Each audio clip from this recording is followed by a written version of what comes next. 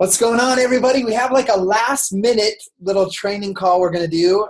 Andrea and I were going to talk alone. I wanted to ask her some questions because she's been rocking it, but I was like, I'm just going to invite everybody to come listen. So we'll get Andrea. I don't know if it's outside of her comfort zone or not, but I'm saying it is. We're going to do this. So her and I have actually never talked on the phone or anything. No.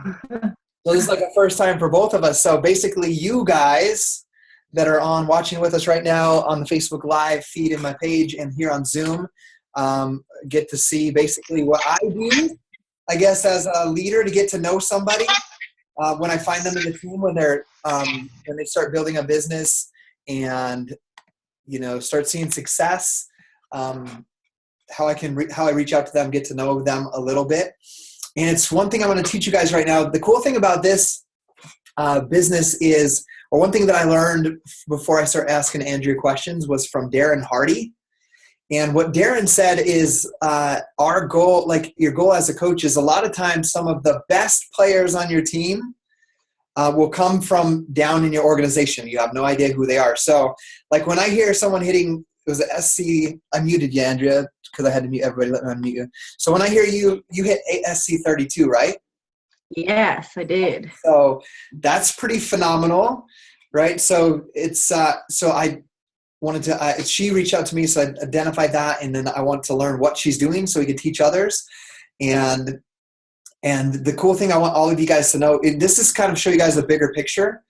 Guys, when I started my journey, I hit Success Club 10 every month. I have my whole journey. It's like 60, I don't know how many it is now, like 67 consecutive months of Success Club 10. And my wife is at like 45 months of consecutive Success Club 5. So, but the thing is I didn't have anyone in my business hit Success Club 10 of my personally sponsored coaches until 12 months in exactly. But I found and identified 3 levels deep a girl that was hitting Success Club 10. And so I reached out to her, had a phone call with her, and before you knew it, she had sponsored someone that was doing Success Club 10. And now they're both Star Diamond coaches, Success Club 10 All-Star Legends. But in all reality, to kind of give you guys that bigger picture, like those coaches, those few that I found that were brought in by some of my coaches that you could say aren't doing as much. Some of them are doing a lot now, but back then they hadn't grown to that place yet. They brought people that were ready to run 100%. And when I say that we built our income to a 6-figure income in 14 months and left both of our jobs, it was because of finding those coaches. So I wanted to point that out to you before I shared with Andrea, because Andrea, I still don't even know how many levels deep you are, who's your sponsor coach and whatnot. But that's important. I'm just going to ask, who's your coach? Who's your diamond? Who's your star diamond? Carrie, so she's on the call here, Carrie Waggett. She's my upline diamond. Awesome. And then Missy Reber is my upline star diamond coach. Awesome. So Missy Reber's upline star diamond, and then her upline star diamond is Brigitte Lynn. Brigitte. And then I'm Brigitte's coach. And Brigitte is the coach I was talking about that was my first coach to hit Success Club 10 back in April 2012. So kind of cool, huh? So I want to ask you, before we get into the business questions, like how do you do Success Club 32 and your rank advancement, why did you become a coach? All right. So thank you for having me. First of all, I'm super, super excited. And to have everybody coming in to listen too. I'm really happy that everybody came. So why I became a coach? Well, I guess I first started as a challenger, actually, and after several no's. So I was one of those people that was saying no, no, no. So a little bit about my background. I'm an athletic therapist, and sports and physical activity is my life. It's my passion.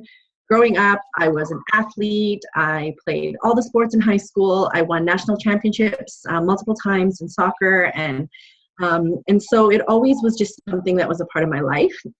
And then I became an athletic therapist, had a family, and it kind of shifted. I noticed I was the person that was always taking care of the athletes, making sure they were successful, taking care of my family, making sure they're all good. And then I kind of forgot about myself.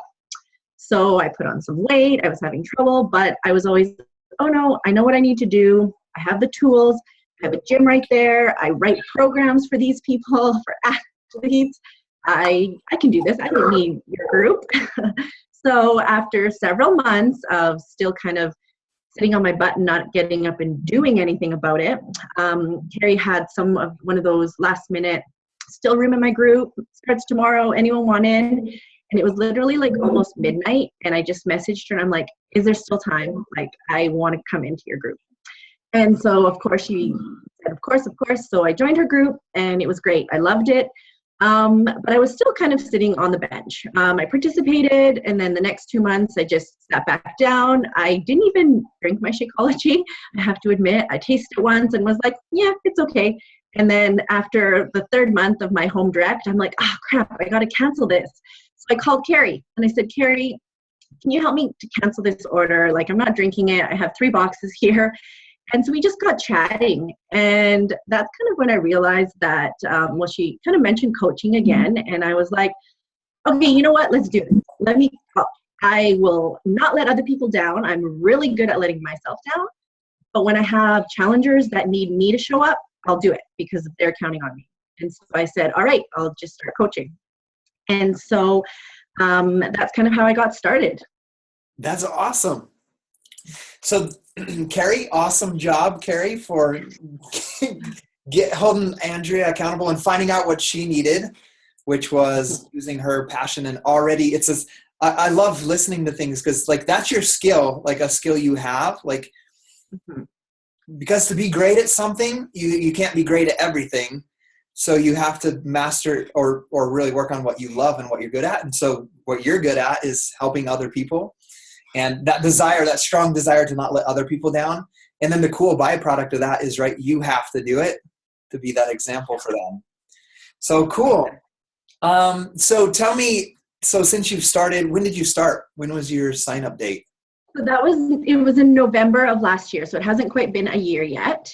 Awesome. And again, I kind of started November, December on the sidelines. I didn't even let Carrie post publicly that I was a coach. She asked if she could make a post, and I'm like, okay, but just put it in your group. Like, I don't want other people to see. And so like, it wasn't until I guess January when I actually started, listening to calls and actively doing some training, was when I kind of let go of the fear and was like, okay, world, I'm a coach. Yeah. So how did the world respond to you getting out there and saying, I'm a coach? Yeah, well, I guess it kind of started in January when I really became active in my own transformation, because by then I had, Christmas had come, I didn't really do much. And so January I said, okay, well, I need to be successful for myself. That's why I became a coach. And so I started my own challenge group. And I'm a really competitive person, growing up playing sports. And so I kind of decided that January I was going to kind of start trying. And then February came, and that was a team cup. So it was my first experience with the team cup. And so when that happened, I like kicked it into high gear because I'm like, oh my gosh, this is a competition. Okay, I got this. And so I went from in January, I don't even know if I made Success Club. I don't think I did. But then in February, I made Success Club 14, which I was like blown away. And so it was a competition, so I was going hard. And then I kind of, okay, competition's over, March, April, kind of the spring came, and I kind of, backed off it a bit again. And then, of course, another competition came around, and it was the July 21-Day Fix Extreme. And so I had been doing really well in my own transformation. And so I had started slowly kind of coming out of my shell, posting more, doing a little bit more of the vital behaviors, which was what I did in February. I did that, and then I fell off. And so come July and August, when these other competitions came, because July was the 21-Day Fix Extreme competition, and so I made sure that I was showing up every day for that. And then the Team Cup in August came, and so that's in the August one was when kind of after a few months of really kind of doing training and doing the basics is what kind of kicked it up to gear. And that's when I kind of realized that it does come down to the basics. As an athletic therapist, I've worked with athletes of all levels. So like the little kids, the 10-year-olds that are just in camps, to the professionals, like gearing up for a playoff game. You know, I'm at their training session. I've been with them. I was with the Women's World Cup, Canada soccer team in the Women's World Cup. I worked that last summer. And they were training for a World Cup game the day before, and I was with them. And the same stuff that I saw in the 10-year-olds training session was the same stuff that was happening at the beginning and at parts of the Canadian national soccer team sessions. And that just goes to show that sticking to the fundamentals, that's why they're there. The vital behaviors, your business activity tracker.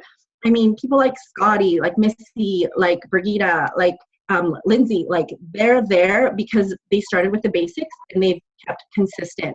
And that's what I noticed is the consistency is what took me to Success Club 32 in August, because I started really going hard in July, and that took me to this incredible amount of momentum into August.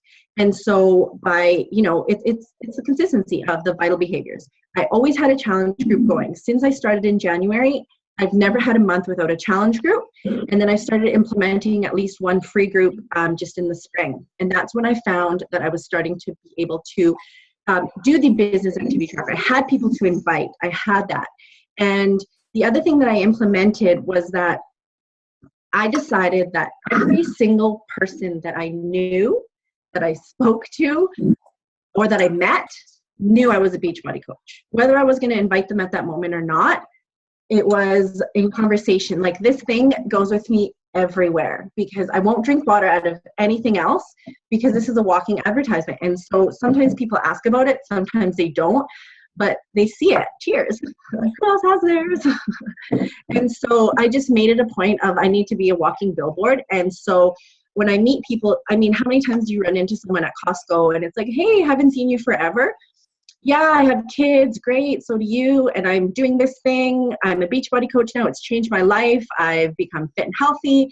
Now, what are you doing? So they hear it. And so just recently I've started hearing commercials on the radio from like Carl Deicher's on the radio. It's awesome. And so when someone hears that, they're going to remember that, oh yeah, that girl I went to high school does this. So it all goes down to basics, fundamentals, and that's how I think I was so successful in August, is because I was really consistent in those months and stuck to the basics. I love that. Success Club 32 came from doing the fundamentals and staying plugged into those and doing them consistently. One thing that I think about when I hear that is because I'm still doing the same thing, the fundamentals. People are like, oh, I would never want to have, I've heard that as a fear or an excuse to not take it to the next level or not go all in. It's like, I can hardly handle what I'm doing with one challenge group or this and that. I would never want to have this big team. But in all reality, I'm still doing the same thing I did back in April of 2011 when I first started. Push and play on my workout, or drinking my Shakeology, starting new friend conversations, making sure they know that I'm a Beachbody coach, like Andrea said, inviting them, and then doing my personal development. And then the thing I add on is teaching the personal development to people on video or Facebook post, and then recognizing somebody. And those are the basics. And the thing I want all of you guys to understand, what she said there, is consistently be patient enough to wait for the harvest. And then understand that's the thing that's going to ring true forever. That's the principle. The principles always remain the same. The process might change. Like, heck, we're switching from Facebook challenge groups to an app challenge groups. That's a process changing. Or you may find your like I used to get my prospects from my blog. Like, my blog is not on the first page anymore. So that process has had to change to different techniques, right? So the processes will always change, but the principles remain the same, which are the 4 vital behaviors. That's cool to hearing that related from the sports, the athletics, into the same thing in Beachbody and business. So remember that, guys. Don't overwhelm yourself. It's so important to just stay focused on the basics and the vital behaviors. So, Andrea, my next question, I'm like looking at my, it's already 17 minutes in. Andrea, why? Okay. So you recently went Ruby. Congrats. She went Ruby last Thursday and she'll be Diamond tomorrow. So congrats on that. Yeah. So I have a question. I have a couple questions I want to make sure I hit. I'm going to say them both right now, and then you can put them together how you want. Number one, do you have times when you struggle or you don't feel motivated? And number two, what what's your big vision for what you're going to do with Beachbody and with your life, with this platform? I'm talking like big, like 3, 5, 10 years. What do you see yourself doing, the impact you see yourself making? And then number 2, part of the question, you can answer however you want, is do you struggle? Do you ever have days you struggle? Absolutely. I don't think that in this business, or in any time that you have any goals or anything that you're aspiring to, that there isn't a struggle. If there isn't a struggle, then you're not pushing yourself hard enough, or you're not challenging yourself. So there has to be a struggle. And my struggle was probably the month after I hit my first kind of big success club, after I hit 14, I kind of was like, oh yeah, I can do this. This is, I got this. And then kind of backed off a bit. And I mean, I still stayed consistent in the sense that I was still running my groups. I was still inviting. I probably wasn't showing up every day, but I was struggling. And there was a time where at the beginning, when I started coaching, I think, I said in November, I didn't really try. It took me like 3 months to sell my first challenge pack. And I was like, man, I can't do this. I hit a bit of momentum, and then it kind of fell again. And I was getting a bit down on myself, thinking, well, this is harder than I thought. I've already asked a bunch of people. Everyone's saying no. The next month again, I missed it.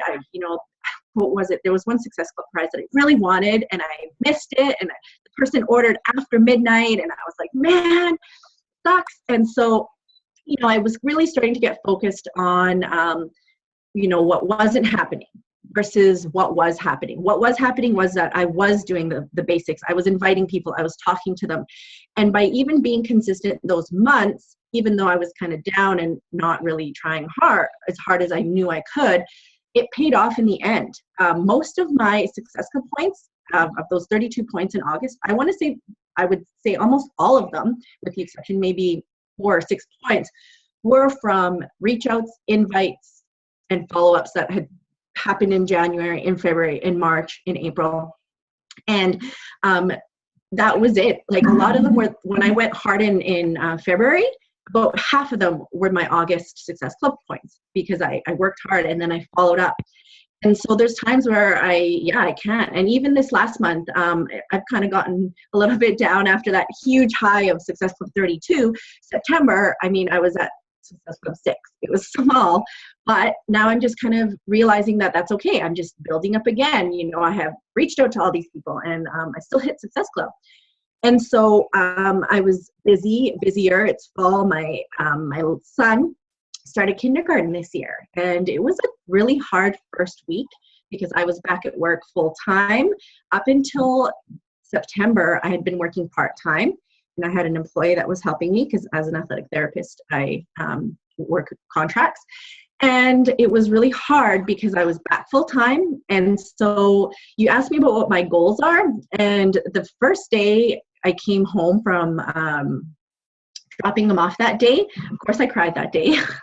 Any moms out there know that their first day of kindergarten was hard. And so I ended up writing in my team page. I only had a few coaches that were building then. And I just was like, this is it. Like, this is my motivation. And I'm committing to you guys that I'm going to help you. You're going to help me. And we're going to do this so that I don't have to leave him there and then depend on the day home to go and pick him up, and then another person to pick him up, and then drop off my other son at a different day home. My motivation's there. And so, I told my husband that in 2 years, I have a contract right now at a high school, and it's, less than 2 years now, that I'm not going to be there anymore. I'm going to be doing this full time. And I said that's my goal. That's my vision. And that's going to happen. And I've already been taking pictures of things that I'm like, ooh, I'm going to get that. And, I see myself doing this full time and helping more people, helping my team grow.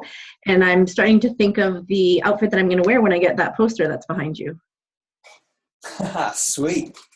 You're up on the elite wall. I'm excited to see that. I hear so many great things here. Lots of struggles. Struggles part of entrepreneurship. You got to embrace that part. Like I was listening to Gary Vee the other day. He worded it perfect. Like, he says he thrives in it. Like, every day there's some sort of struggle. Like, imagine a team of 45,000 coaches and multiple leaders. There's always something. So you have to, like you say, you have to know what you have control over and what you don't. and master that. So you gave me the chills when you were talking about your vision and your why. And I could tell this is like a side byproduct, my thinking for everyone on here listening. Like I felt her conviction that she was going to make this happen.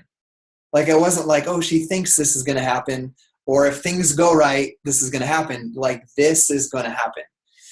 And that is certainty. And if you want to influence other people and have influence over your team or your challengers, and by influence, I mean influence them to make changes, influence them to get over their fears, you got to be more certain than they are that, for example, in this situation, that this will work and it will work for her, more certain than they are that it won't work for them or for whoever. So a powerful enough reason for you to continue driving and be a leader.